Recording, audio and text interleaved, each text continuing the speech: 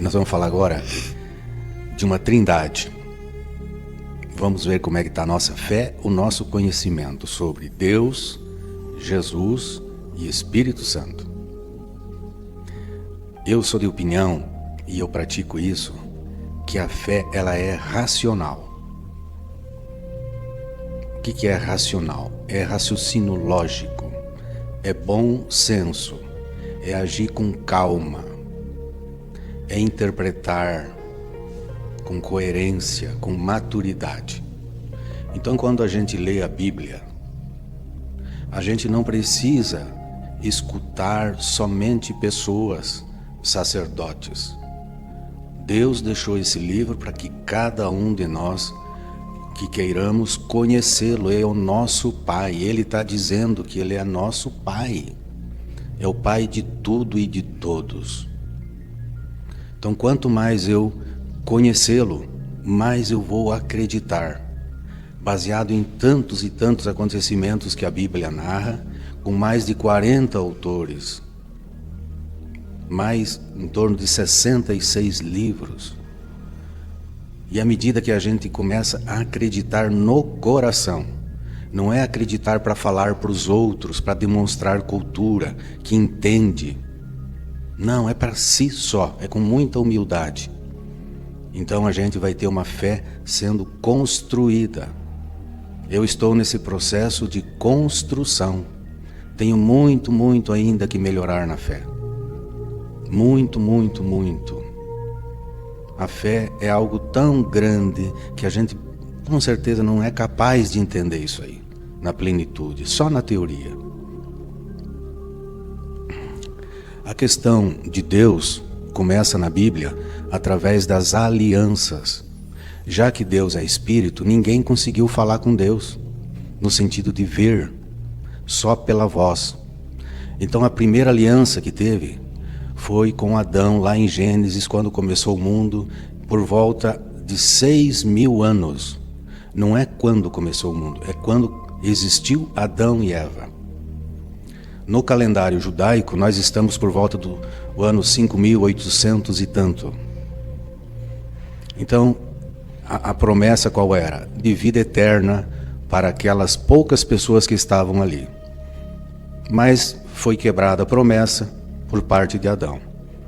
Não vamos aqui tomar tempo em cima disso. A segunda aliança, o que é uma aliança? É aquela argola que usa no dedo, de ferro, de ouro, de metal, que os namorados usam, os casais. Significa que tem compromisso. Todo mundo olha para aquilo ali, tem um significado, um comprometimento, uma fidelidade. Então Deus, depois que falou com Adão, passou 1000 anos. Então ele fala com Noé, é o episódio do dilúvio, onde ele constrói o barco e tudo isso, e depois promete que nunca vai mais haver dilúvio, e nunca mais aconteceu. Depois, por volta do ano 4000, aparece Abraão, o pai da fé. Também um casalzinho velho, sem condições de ter filho, onde ele cria uma descendência de muita gente que foi parar em Canaã, onde hoje é Israel, e que começou grande parte da civilização do mundo. Depois Deus fala também com Davi, perto do ano 3500, aquela estrela que tem na bandeira de Israel até hoje, a estrela de Davi, onde Deus diz: eu vou ser o pai dessa nação. Depois, por último, no final, tem os profetas, Jeremias, Isaías e outros, onde eles levam mensagem para os sacerdotes da época, que é monoteísta, no caso os judeus, sobre a vinda do Messias e a restauração do mundo. E depois Deus, ainda no ano 2000 aproximadamente, apresenta Jesus para nós no seu batismo no Rio Jordão, lá em Israel.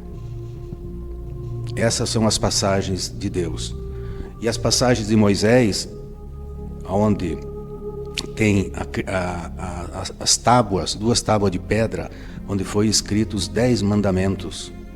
E tantas outras leis que ficaram conhecidas como leis mosaicas do Velho Testamento.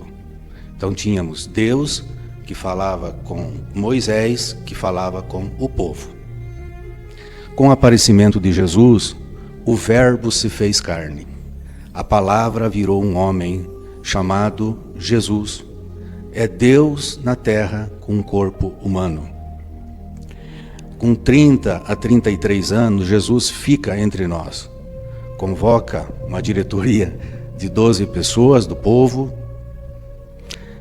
Cria-se uma quantidade significativa, muito grande de pessoas que seguiam, né? E depois também seriam os discípulos. E ele fez muitos milagres nessa ocasião e falava e dava mensagem com parábolas, um jeito simples de falar para que todos entendessem. Então Jesus é o Evangelho. Jesus é o Novo Testamento. Jesus é um corpo com o Espírito Santo puro. Isso é Jesus. Ele traz essas boas novas e diz uma que é extraordinária e que é a mais importante de todas. Depois de amar a Deus, ele diz o mais importante, o resto é consequência. É amar ao próximo assim como a ti mesmo. Muito mais importante do que as leis do Velho Testamento. Durante esse período que Jesus esteve aqui, ele também praticou a ressurreição e a vida eterna. Está escrito na Bíblia que todo aquele que considera Jesus como seu único Senhor, único dono e Salvador, já é um bom caminho. Mas isso tem que ser dentro do coração.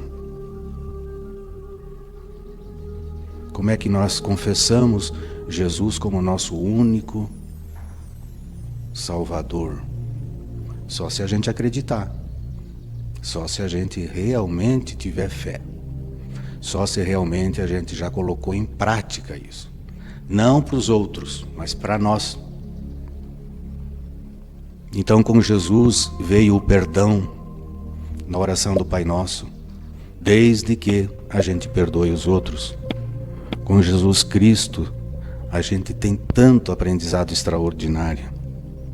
E no período de Jesus, aparece o apóstolo Paulo, que era um pecador, uma pessoa normal, que já foi comentado outra vez, que Jesus converteu, entrou o Espírito Santo dentro dele.